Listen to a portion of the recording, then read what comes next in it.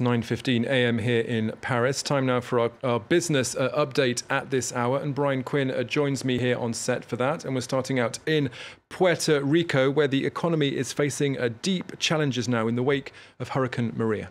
So just over a month after Maria devastated the island, much of Puerto Rico remains without reliable electricity, water delivery, or cell phone service. And that's a challenge not just for those trying to rebuild their lives, but also for the island territory's previous economic bright spot, tourism. Fully 1/3 of Puerto Rican hotels remain closed, and with high season fast approaching, tourism officials are worried. Ivana Scatola reports. The little streets of Puerto Rico's capital are deserted. Shops are boarded up, and hotels remain shut. Tourism, a rare thriving sector on an island in a deep economic slump, is practically non-existent now. We've been here in January, and it's almost not the same.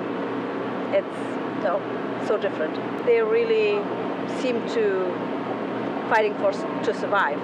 The US territory usually has more than 5 million visitors a year who spend around 3.4 billion euros, creating 80,000 jobs. That makes up around 8% of the economy. And tourism is one of the only industries which has been growing during the island's 10-year recession. The high season begins in December, and officials are hoping to attract visitors by then. But only 30% of power services have been restored, and beaches are closed for swimming because of possible water contamination. This is not an effort that can only be driven by the government. It's an effort that needs to bring together everybody. Tour operators, restaurants, everybody needs to come together and again bet at tourism as a driver of economic development. Hurricane Maria ripped across Puerto Rico as a Category 4 storm, killing 49 people and leaving the whole island without electricity.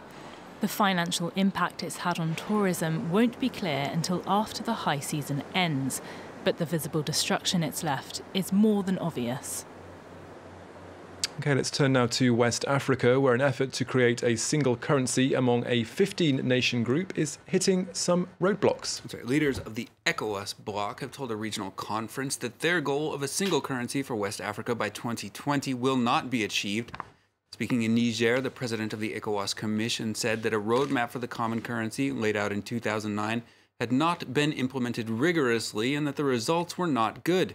Setbacks like a failure to coordinate monetary policies between the bloc's 8 existing currencies and the lack of a forerunner to a central bank have plagued the effort, but Niger's President Mamadou Issoufou said the project would continue even if the goalposts have to be moved. Let's take a listen. Nous devons tout mettre en œuvre. We must do everything we can to respect the 2020 date, even if it means starting with a new formula. For example, taking a gradual approach, with states who are ready for a macroeconomic convergence to create a single currency in 2020, and circulation could come at a later date. OK, let's move on now and check in on the markets. Brian, how are things looking at this hour? European index is opening slightly lower, despite some positive earnings reports out today. French auto group PSA posting a more than 30% gain in third quarter revenues. Heineken and Lufthansa with strong quarterly results as well. But Frankfurt DAX down 0.1%, the FTSE 100 in London and the CAC 40 here in Paris, both opening down 0.2%. Asian markets mostly in positive territory Wednesday. Chinese indexes seeing gains as the country unveils its new leadership lineup. The Shanghai Composite up 0.2%. Hang Seng in Hong Kong up 0.3. Korea's Kospi is up just nearly 0.1% as LG posts some strong third quarter profits. Tokyo's Nikkei index, however, breaking a 16-day winning streak to close down nearly 0.5%. Finally, Brian, for business, another US social media firm is now trying to clean up its act in the wake of scandals involving Russian-backed political advertisements. That's right. Twitter is promising more transparency in advertising on its platform. The microblogging service says it will make clear to users who is funding ads and to what purpose. The move comes amid proposed measures to regulate online ads by the U.S. Senate after it emerged that Russian-backed groups used online advertising to exploit U.S. political divisions. Twitter is hoping the move will convince U.S. legislators that a regulatory crackdown is unnecessary.